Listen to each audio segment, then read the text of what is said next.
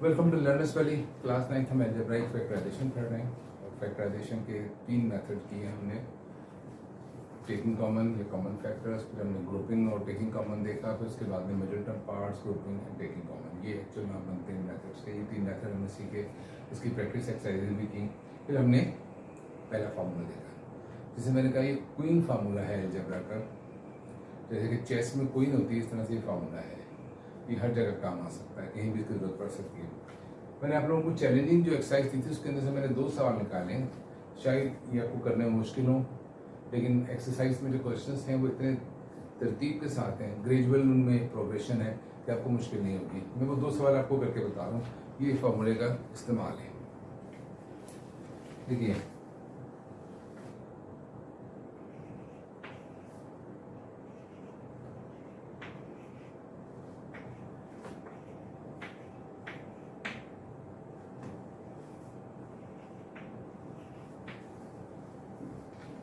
इसके फैक्टर्स बनाने। हाँ, ये बात चूंकि हम डिस्कस कर रहे हैं, मालूम है कि ये फॉर्मूले का इसमें इस्तेमाल होना है। और फॉर्मूला वो ये डिफरेंस ऑफ टू स्क्वायर्स वाला। लेकिन ये दोनों टर्म स्क्वायर्स नहीं है। 2 टर्म्स हैं, डिफरेंस भी है, लेकिन स्क्वायर्स नहीं है। लेकिन फैक्टराइजेशन का जो रूल हमने आपको सिखाया, उसमें सबसे पहले जो बात बताई, जब भी फैक्टराइज का लफ्ज आपको नजर आए, कोई कहे कि आप इसके फैक्टर्स बना दीजिए, रिजॉल्व इनटू फैक्टर या फैक्टराइज कहे, तो सबसे पहली चीज आपके दिमाग में रहना चाहिए कॉमन फैक्टर्स। टर्म गिने या कुछ गिने कि दोनों टर्म में कुछ कॉमन है, अगर है तो सबसे पहला प्रोसेस वही कीजिए। मुझे दोनों टर्म्स में एक्स वाई और एक्स वाई नजर आ रहा है, लिहाजा कॉमन तो है। इसके अलावा 2 नंबर नजर आ रहे हैं 36 एंड 25, तो सबसे पहला मेथड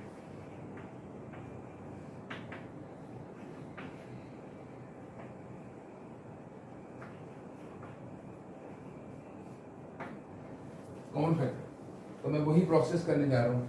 मुझे इसमें यहाँ x नजर आ रहा है, इसकी पावर 3 है, यहाँ 1 है, लिहाजा कॉमन तो खाली x आएगा। यहाँ y की पावर 1 है, यहाँ 3 है, इसका मतलब इसमें 1 y है, इसमें 3 y है, तो कॉमन तो 1 ही आएगा। पहला प्रोसेस तो हमें करना ही चाहिए। ये से इसी सूल के लिए मैं आपको सवाल बता रहा हूँ कि सबसे पहले कौन सा अमल करना है। फॉर्मूले की बात बहुत बाद में आएगी। फिर आ जाता 36 एंड 225, क्या इसमें से कुछ कॉमन आएगा? तो याद रखें, अगर आपको कोई ऐसे नंबर आ जाए जैसे कि 36 और 225 और आपको ढूंढना है कि इसमें कुछ कॉमन है या नहीं है, उसके लिए जो बेस्ट चीज है वो है HCF। कॉमन फैक्टर ढूंढने के लिए HCF का मतलब कॉमन हाईएस्ट कॉमन फैक्टर है। अगर हमें कॉमन फैक्टर तलाश करने हैं नंबर में, तो हम वेयर शुड वी गो? ये है कॉमन फैक्टर, HCF निकालने। अब HCF निकालने के बहुत सारे तरीके हो सकते हैं। कौन सा तरीका अच्छा है? 3 तरीके मैं जानता हूं, तीनों ही बहुत अच्छे हैं। ठीक, तो क्या किया जाए? मैं फिर बस आपके सामने फैक्टराइजेशन मेथड ही कर रहा हूँ। फैक्टराइजेशन का टॉपिक पढ़ रहे हैं, तो फैक्टराइजेशन मेथड से ही मैं इसका हाईएस्ट कॉमन फैक्टर निकाल रहा हूँ 36 एंड 225 का। कैसे निकलेगा?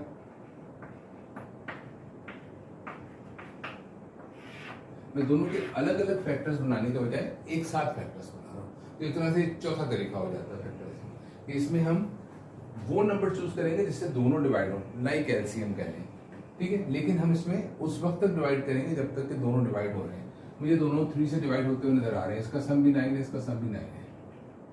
ये तो हो गया 12 और ये हो गया 3 7 21 3 5। मुझे लगता है अभी भी 3 पे डिवाइड हो सकते हैं।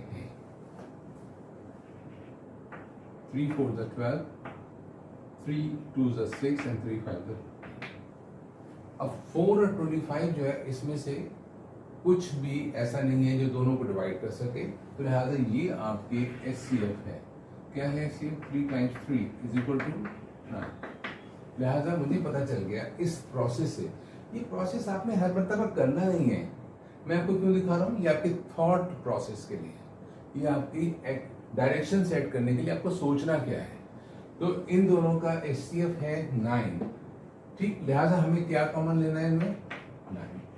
इसके अलावा इन दोनों में से x भी कॉमन आएगा, एक और y भी कॉमन आएगा। रेस्ट ऑफ द थिंग ये आपको करनी नहीं है, जरूरत नहीं है, करना चाहे करें, लेकिन आपको ये बेसिक मैथ्स आना चाहिए। Now 36 divided by 9 4, y common जा चुका है, x क्यूब में से एक x चला गया, क्या बचेगा x स्क्वायर 225। अभी हमने 225 को डिवाइड करके भी देखा है, जब उसको 9 में डिवाइड किया तो क्या बचा था 25। यहाँ एक x था वो कॉमन चला गया, 3 y है, एक y कॉमन जा चुका है तो 2 रह गए। ये फैक्टराइजेशन हो चुकी है, लेकिन इसमें जो एक फैक्टर है, ये फैक्टर एक ही है, चाहे इस फैक्टर को आप तोड़ दे 4 बन जाएंगे। ये जो फैक्टर है ये अब उस फॉर्म में आ गया है जिसको हम कहते हैं difference of to squares. 4x square ये भी स्क्वायर है परफेक्ट 2x का, 25y स्क्वायर ये भी परफेक्ट स्क्वायर है 5y का। अब इस चीज को हम साइड में रख देंगे, इस फैक्टर को तो हमने कुछ नहीं करना है, इस फैक्टर पे हमें फॉर्मूला अप्लाई करना है और इसको फर्दर फैक्टराइज करना है।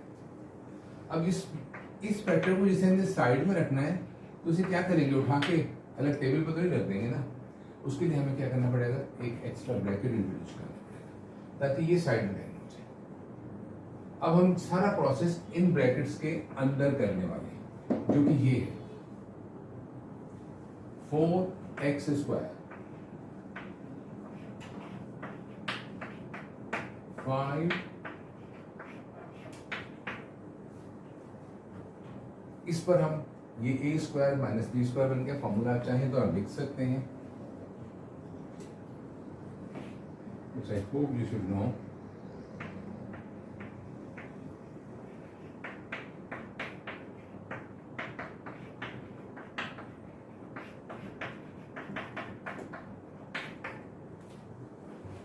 आपके पास ये a स्क्वायर और b स्क्वायर है, एंड a आपके पास है 2x और b है 5y, और a square minus b square के फैक्टर्स बनाने पे क्या बनते हैं a minus b a plus b।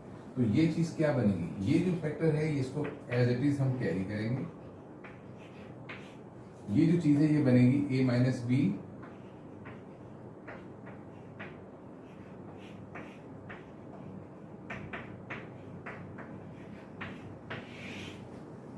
It's a good example of using formula. लेकिन फैक्टराइजेशन का जो प्रोसेस है, जो उसकी एक सीक्वेंस ऑफ अप्रोच है जिसके अंदर हमें एक मेथड्स को तरतीब से फॉलो करना है, वो इसमें एक्सप्लेन हो रही है कि पहले हम कॉमन लेंगे, चूंकि कॉमन है, अगर कॉमन है तो हमेशा पहले कॉमन लेना है, अगर आपने कॉमन नहीं लिया तो आपका प्रोसेस स्टक हो जाएगा, और उसके बाद हम ये फैक्टराइजेशन पर पहुंच गए। नाउ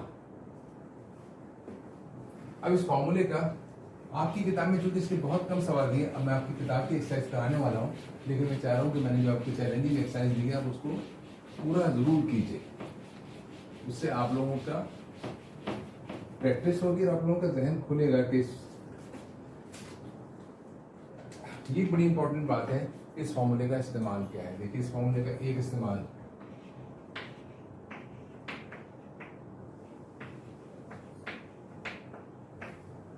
ये आपको वैल्यू मालूम करनी है। इस तरह की चीज जब भी आएगी तो आपको इंस्ट्रक्शन दी जाएगी इवैल्यूएट। इवैल्यूएट का मतलब क्या होता है, फाइंड द वैल्यू। इसका मतलब जो आपका आंसर आएगा वो सिंपल नंबर की फॉर्म में आना चाहिए, ठीक है।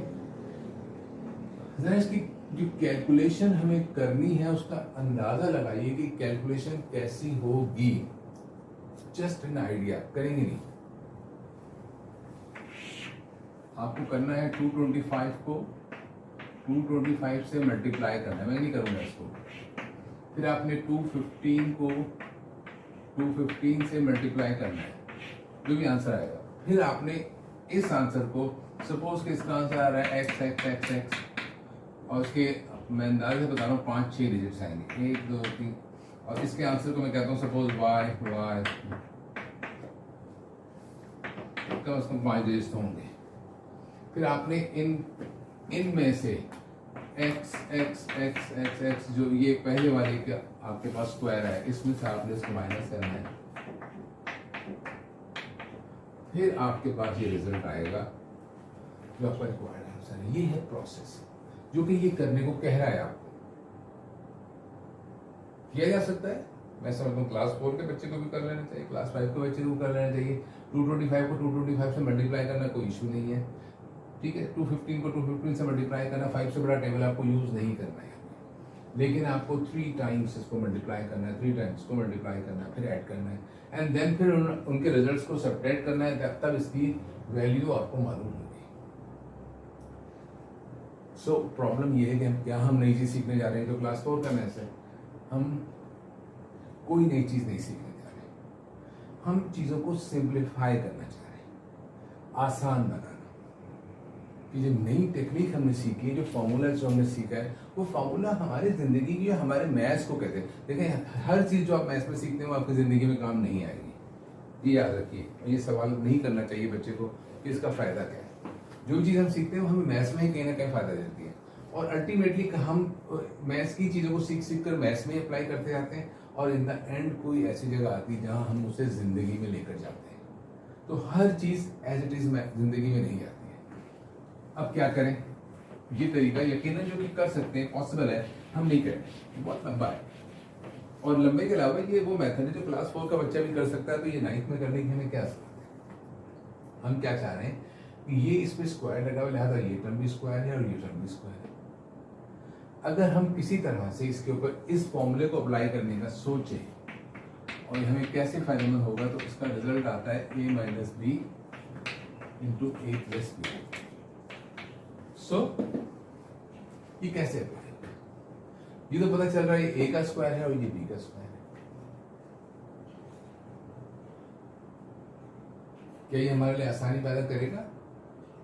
This is what we need to see. अगर ये फॉर्मूला हम अप्लाई करते हैं इसके ऊपर, तो ये क्या बनेगा?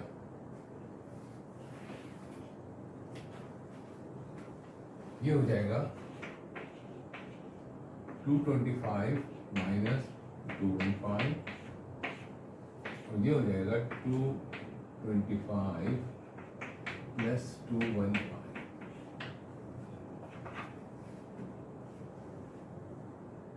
टू 225 में से 215 को माइनस करना, यकीनन ये बहुत आसान है कंपैरेटिवली 225 को 225 से मल्टीप्लाई करने से।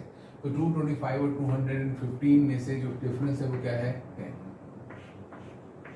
इसको जब ऐड करेंगे तो क्या बन जाएगा? ये बन जाएगा 440। किसी भी नंबर को 10 से मल्टीप्लाई करना कितना आसान होता है। जो भी नंबर यहाँ है जिसको आप 10 से मल्टीप्लाई करो, उसमें एक 0 ऐड कर देना है आपको, और आपका रिजल्ट आ जाएगा। तो क्या हो जाएगा?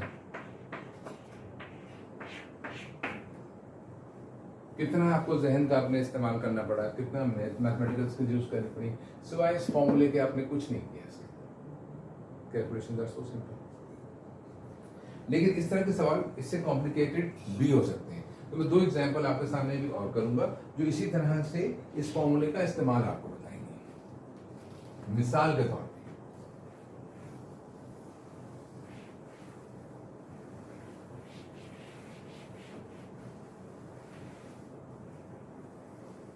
रिक्वायर्ड वही है। यहाँ पर इसी फॉर्मूले का हम एक और इस्तेमाल सीखने जा रहे हैं। मिसाल के तौर पे आपको मल्टीप्लाई करना चाहते हैं 2 नंबर्स को से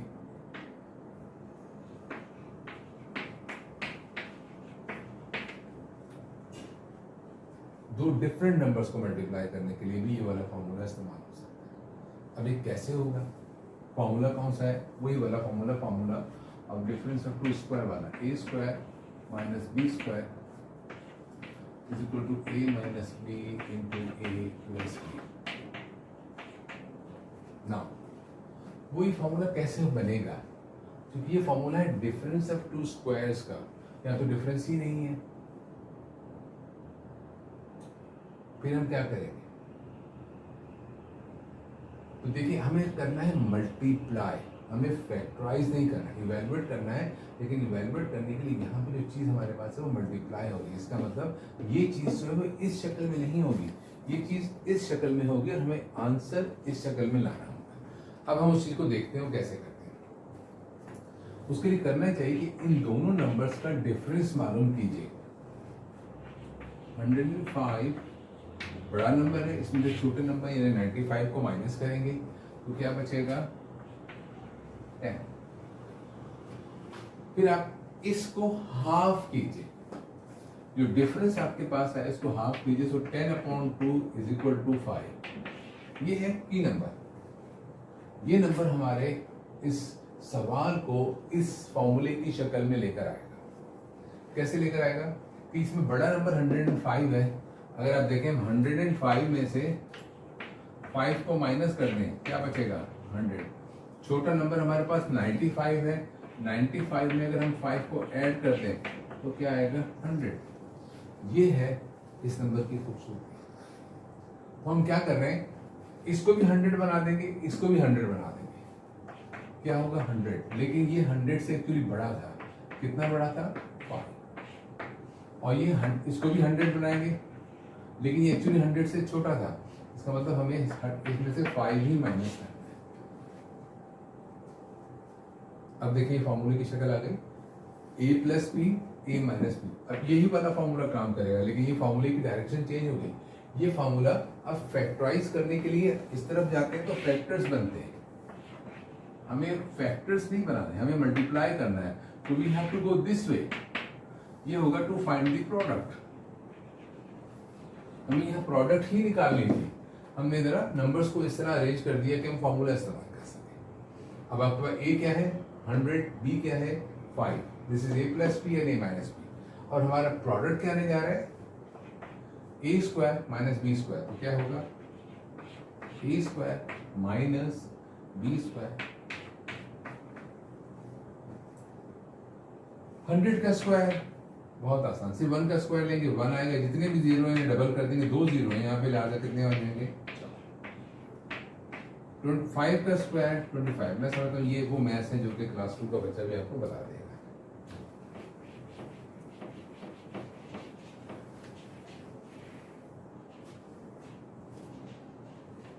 अब ये मुश्किल स्टेप आ गया है। 10,000 में से 25 को माइनस करना है।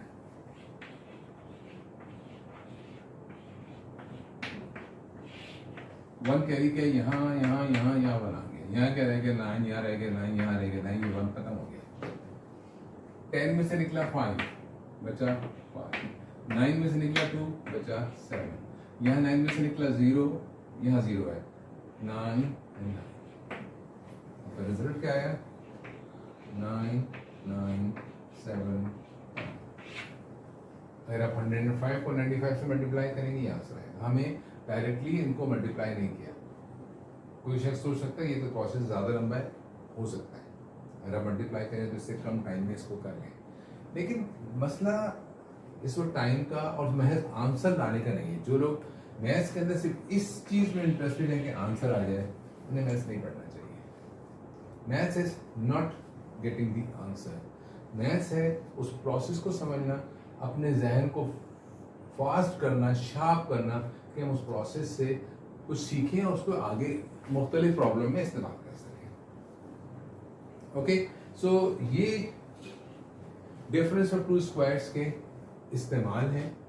और जो मैंने चैलेंजिंग एक्सरसाइज दी थी, मैंने उसके अंदर से उसी एक्सरसाइज में 2 सवाल लेके आपको बताया कि उसके अंदर हमें फैक्टराइज करना है और इवेलुएट भी करना है। तो उसके लिए क्या करेंगे, और ये एक इस्तेमाल मुझे याद है कि इस फॉर्मूले का ये एक इस्तेमाल होता है, आपको छोटी क्लास में पढ़ाया गया होगा 7-8 के अंदर, लेकिन ये भी इसी फॉर्मूले का एक इस्तेमाल है। इंशाल्लाह अपनी अगले लेसन में हम आपकी किताब की एक्सरसाइज करेंगे। इसमें बहुत कम सवाल दिए गए हैं लेकिन बहुत मुख्तलिफ टाइप के, और आई विल ट्राई कि मैं ज़्यादातर सवाल आपको करके दिखा सकूं ताकि आप अपनी किताब की एक्सरसाइज करें। लेकिन इन जितने हम लोग को प्रैक्टिस एक्सरसाइज दी है उसको करने के बाद आपको एक्सरसाइज मुश्किल नहीं लगेगी। Thank you very much.